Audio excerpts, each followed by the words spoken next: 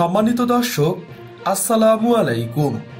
বাংলার তথ্যনির্ভর সর্বশেষ খবরাখবরে যুক্ত হওয়ার জন্য আপনাকে অসংখ্য ধন্যবাদ। জানিয়ে দিচ্ছি আমাদের হাতে থাকা সর্বশেষ আপডেট। বাংলাদেশ নেভাল এভিয়েশনে 2টি ইউটিলিটি হেলিকপ্টার সংযুক্ত হয়েছে। বাংলাদেশের সমরাস্ত্র তৈরি করতে চায় তুরস্ক।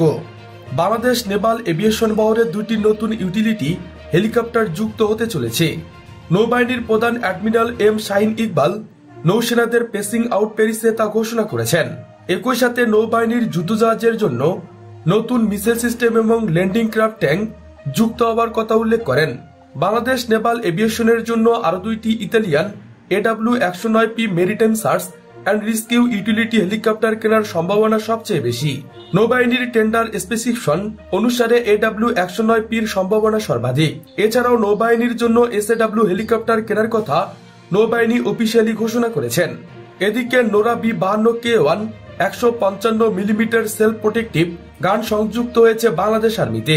বাংলাদেশ সেনাবাহিনীর ব্যবহৃত B-52K1 155mm একটি self protective house time system সংযুক্ত হয়েছে। সাবিয়ারি নির্মিত এই সিস্টেমটি বাংলাদেশ সেনাবাহিনীর পাশাপাশি প্রতিবেশী মিয়ানমারও ব্যবহার করে আসছেন। প্রথমে চীন থেকে প্লেস 45 কেনার কথা থাকলেও পারফরমেন্স আশানুরূপ না হওয়ায় B-52K1 কেনা হয়। বাংলাদেশ সেনাবাহিনীর জন্য 13-14 সালে সাবিয়া থেকে এক regiment 18টি B-52K1 155mm self protective কামান কেনা হয়। 2017-18 সালে আরেক রেজিমেন্ট কেনা হয়। শোনা যাচ্ছে আরো 1 থেকে 2 ব্যাটারি B-52K1 কামান কেনা হবে সেনাবাহিনীর জন্য। এদিকে বাংলাদেশের সমরাস্ত্র তৈরি করতে চায় তুরস্ক। পশ্চিমা জোট ন্যাটোর একমাত্র মুসলিম দেশ তুরস্ক।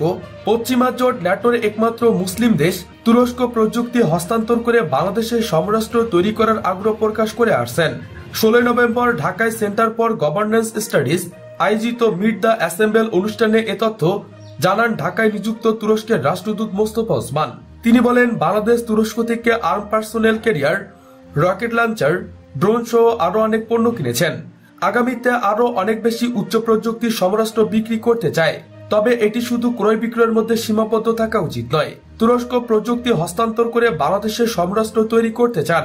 ঢাকায় নিযুক্ত তুরস্কের রাষ্ট্রদূত আরো বলেন, তুরস্কের একটি কোম্পানি বাংলাদেশের মেশিন টুল ফ্যাক্টরিকে শেল বানানোর প্রযুক্তি দিয়েছেন এবং সেটি এখনো বানানো হচ্ছে।